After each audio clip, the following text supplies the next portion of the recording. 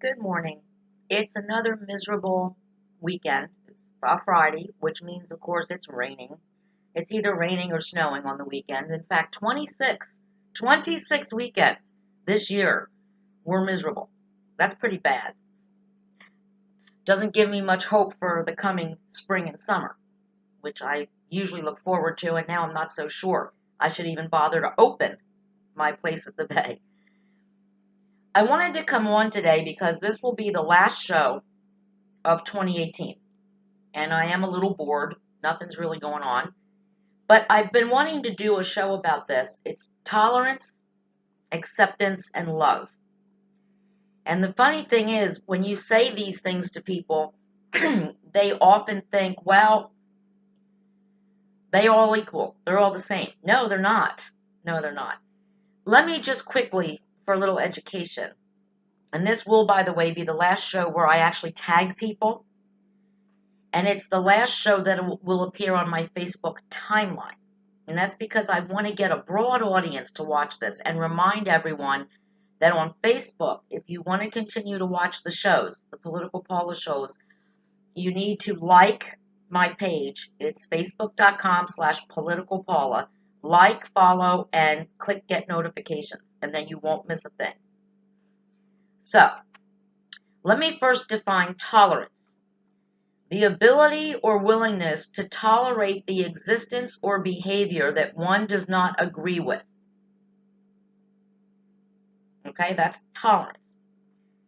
Now let's talk acceptance. Acceptance, the definition is welcome, favorable reception, process of being received as adequate or suitable. Okay, now why am I doing this show? Let me explain. I have not only been a tolerator, if that's a word, which I don't care if it is, it's my show. But I have also been tolerated. And believe me, being tolerated and tolerating someone else has absolutely nothing to do with acceptance or love. And I'll give you a few examples. When my mother was alive, okay, she was very close to my great aunt, who I despised, who disrespected my husband, who disrespected my dog, who disrespected my home, and caused a scene anywhere she went. I did not accept her, and I did not love her. That is for damn sure. But to make my mother happy, whom I did love and accept for all her flaws, which she had, we all do, she was my mother, I knew that it made her happy if when I had a holiday meal, I would invite my great aunt. It made my great aunt happy, and it made my mother happy. But it always ruined my day. So I wasn't accepting and I wasn't loving. I was tolerating. Okay? Now follow along. When my mother got remarried, when I was 39 years old, her new husband came with baggage in the form of 4 adult children and a grandson. Now, even my own mother wasn't thrilled with the adult children or the grandson. She wasn't built for that. She didn't sign on for that. But because the grandson's parents were losers, my mother had to spend a lot of time with him, and therefore I had to deal with him too. I also had to tolerate her stepdaughter, who is schizophrenic and not someone you would purposely invite into your home for any purpose. I had to bring her into my home. And then I had to tell all my other guests that I would be taking their valuables and hiding them because my mother's stepdaughter was a thief. She couldn't be trusted. Okay? That's how sad that was. That's called tolerating. I myself, especially at the Bay, at Buttonwood, I am tolerated. Not accepted, not loved, tolerated. Not by everybody, but see, everybody at Buttonwood loves my Jason, loves my husband. They accept him. And so they want him to come to their cookouts and their parties. They don't necessarily want me to come, but we're kind of a package deal. So they invite us both, but when we show up, I'm being tolerated. I'm either basically given the rules, basically don't talk about anything that interests you because we don't give a shit, or when I do try to talk, I'm shut down or I'm insulted, or basically I'm completely ignored. That's being tolerated. Now, why am I telling you this? Well, I'm telling you this because what I'm starting to hear now, and what I've been hearing for a long time now, is that politicians and preachers, churches, they're preaching tolerance. People are telling us we need to teach our children tolerance. And you know what I'm talking about. Tolerance meaning we're not going to be rude openly to somebody, but we don't have to bake them a cake. We're not going to call somebody the N-word, but we're not going to invite them to our home if they're our neighbors or a family member even. Tolerance, not acceptance, not love. And see, I'm sorry, whatever religion you decide to practice, and even if you are just a human being, tolerance, I mean, come on.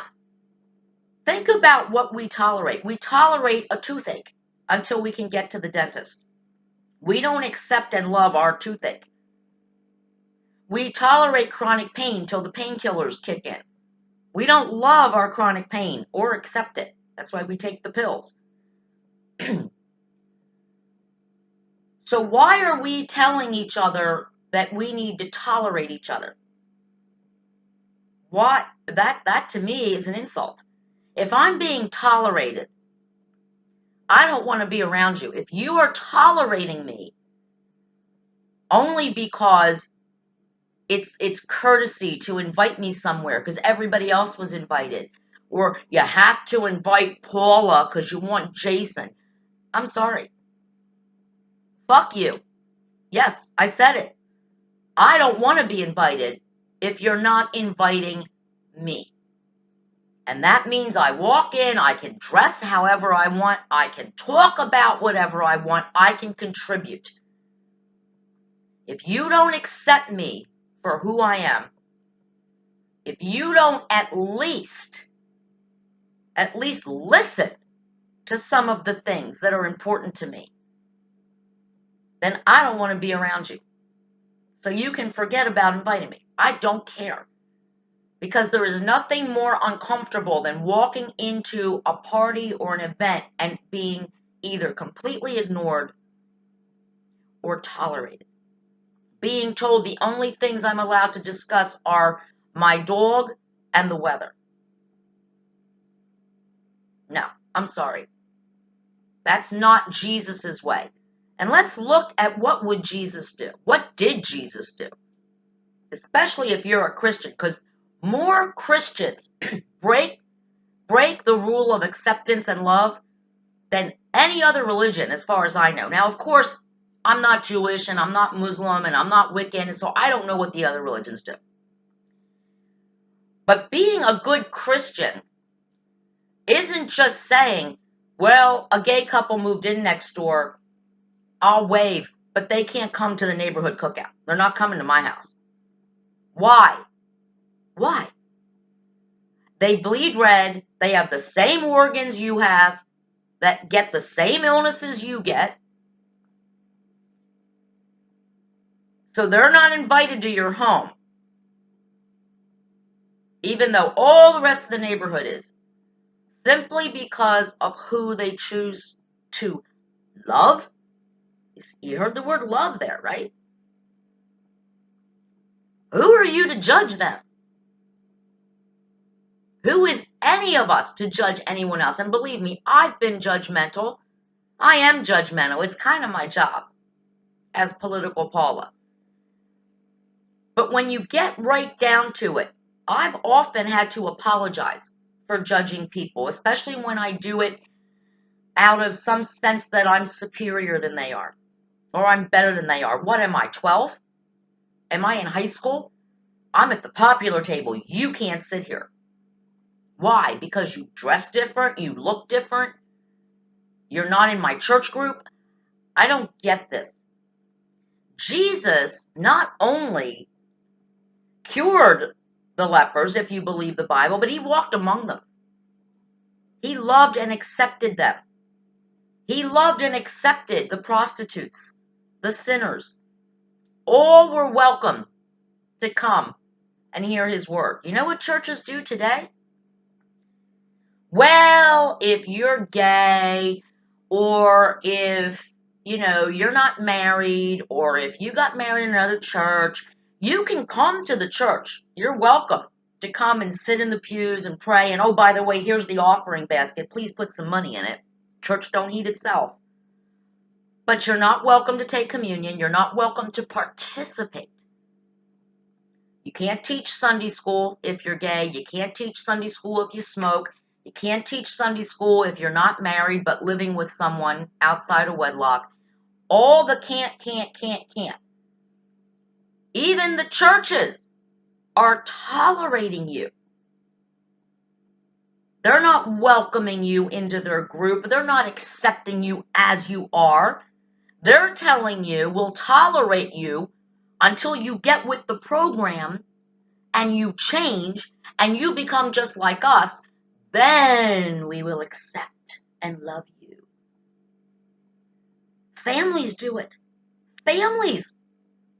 Can you imagine being a gay couple and not being invited to Thanksgiving or Christmas dinner at your parents' house? Simply because of whom and how you choose to love your lifestyle? You can't feel comfortable in your childhood home sitting at the table with your mom and your dad and your grandparents. Not because you're not a good person. Not because you're a criminal or you steal or you've done terrible things. That's tolerated. But simply because who you have chosen to spend your life with. Someone who makes you happy. Someone who is your future. Has now cut you off from your past. Because of certain people's refusal to accept and love a fellow human being, a child, a brother, a sister, even a parent. We've heard the stories of parents who, after years of marriage, one of them discovers that, well, I kind of back for the other team. And they divorce, and usually the adults are okay with it, but the children of that marriage are like, well, Dad's a pervert. He's gay. He's not welcome at my house anymore. Why not? He's still your father. He's still the man who gave you life, who loved you, who picked you up when you fell off your bike, who nursed you back to health when you were sick, who paid your bills while you were growing up. Does he not deserve a little bit of happiness in his life? I mean, come on. It is really sad that we have now put this big emphasis on tolerance. And we pat ourselves on the back. We're good Christians because, we don't burn the house down of the black people that move next door. We don't burn the house down or throw stones at the woman who's living with her boyfriend and not married. We don't like string up the gay neighbors. But we don't invite them to the parties either. We don't invite them to the table. Oh, now you're asking too much. The Christian will say, you're asking me too much because the pastor in church last Sunday said that they're perverts. I don't have to have them in my home because then I'll go to hell. No, see, not inviting them into your home, not showing them love and acceptance, that's your ticket to hell, in my opinion. That is your ticket to hell. As someone who has been tolerated, it's insulting. And you know when you're being tolerated. And what is it about society today? How boring are we becoming if the only people we invite into our homes or to our table are people who look like us, dress like us, go to the same church we do, think like us, vote like us. What do you talk about? I mean, I don't get it. How many times can you talk about the pastor's sermon on Sunday if you go to the same church? How many times can you talk about the weather or what little Johnny did in school yesterday? How boring is life without differences? You know, you may not worship in the same way, but if you worship, you don't have to fight over whose God is the real God or which religion is better. How about just coming together and sharing your traditions with your religion? Talk about it. Don't judge, don't fight, don't insult. Just say, well, this is how we celebrate such and such. How do you guys do it? And you know what could happen? Something miraculous could happen. You could look at a Muslim as a Christian and say, I kind of like that tradition. That's kind of cool that you do that every Christmas Eve. I think I'm going to start doing it. Or I really like the dish you bought, a cultural dish that I've never had before. I'd like that recipe. We have more in common than we actually think. The problem is most of us never take the time to listen or to invite or to include or to accept people who are different into our lives. And for me, that is one of the greatest shames in our nation and in our world today. We never say, well, I know she's kind of weird, but let me have a conversation with her. Let me just feel her out. Let's see what she actually thinks about what I know that I believe. And it doesn't have to be a fight, a knock 'em down, drag 'em out. It can be, so how do you feel about this? I'm kind of on the fence about it, or I believe this. What do you think? And you start a civil conversation, not a shouting match. That's how adults are supposed to act. And if adults cannot act like that, how are we supposed to teach the young people, our children, to behave like that? To invite someone different than them to sit at the coveted cafeteria table at lunchtime. To sit next to me on the bus, even though you and I come from completely different backgrounds. Sit next to me. I'd like to have a chat while we go home from school today. Think about that. And I want to wish everybody a very happy, happy New Year. Right now, I don't know, 2019 is looking kind of weird with weather and some other issues that are going on in my life. But as usual, time goes on. The days will pass. The tough times will pass. The good times will come. They will pass. More bad times will come. They will pass. It's called life. Not every day is a rodeo. Not every day is a party. Sadly enough. But that's the way it is. So Happy New Year to everyone. I wanted to record this to make sure my YouTubers got to see it too. I thought about doing it live on Facebook, and then I thought, let's do it once. Let's get it up there and see what all you guys think. So again, Thursday, January 3rd, 10 a.m. Eastern Time on Political Paula, Facebook.com/Political Paula, and on YouTube, Political Paula 2019 will begin. And we've got some great shows this season.